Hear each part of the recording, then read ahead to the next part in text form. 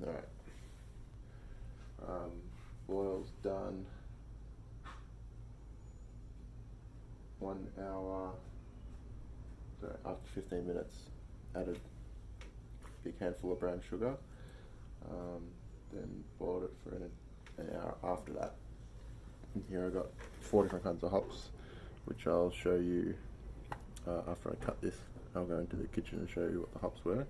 This is just like a cheesecloth bag, a little tea bag. I'm going to chuck that.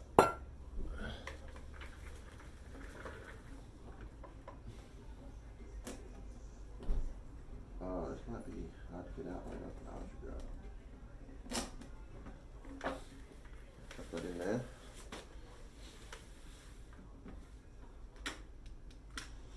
Switch this off.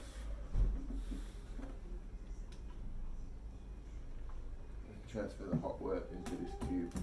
So this is a plastic cube which is heat proof. The high heat won't melt it or leach any chemicals into the beer, so it's good.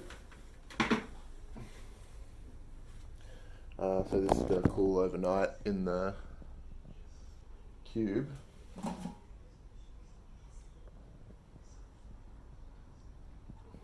There's a boiled wort. And then tomorrow I'll whack it in a fermenter. I'll quickly show you now what hops I used. Alright, before I show you the yeast, before I show you the hops that I used, I'm actually gonna, this is the next day, and I'm gonna brew the beer. So, as in start fermenting the beer. So, I'm gonna be using the exact same hops as a dry hop, or am I? No, I'm not. But I'll show you, well, I will be doing the same, using the same, but I'll start that in a couple of days. Or will I? No, I'll chuck them in at the start. It's called a mozzie. No, I will chuck them in at the start, actually. So, yes, I will show you that in a second. But first, I have to clean the kitchen. Get the space ready for the fermentation, because you can't have the backies. That's not tobacco, that's bacteria coming into contact with the surfaces that will meet the product. So I'm going to clean up, chuck the UFC replays on, and we'll continue.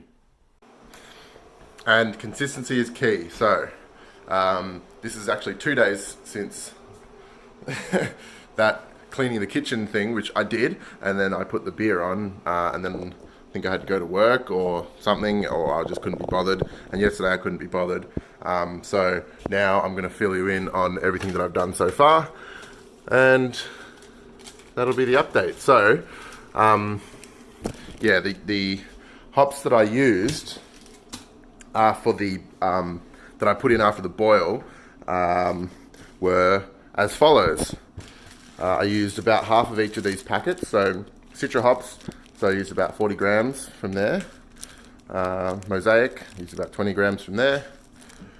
Centennial, 20 grams. And Eldorado, 20 grams. So I put all those in post-boil, and with the no chill method, as in the slow cooling in that plastic cube, they would have got a fair bit of bitterness out of them, and hopefully some of the aromatics. And then the remainders of those bags I dry hopped. So as soon as I put that beer on to ferment, I actually kept all of the hops that was in there from the boil, post-boil, and just added all those new hops in the bag with it. So here it is. And as you can see, there's been a bit of fermentation on the side. You can see the krausen rising there, so that's all cool.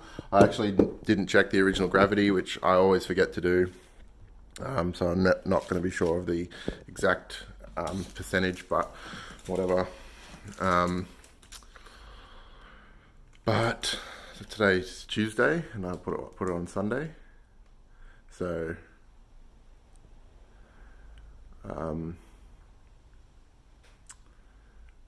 I'll probably check it on Friday.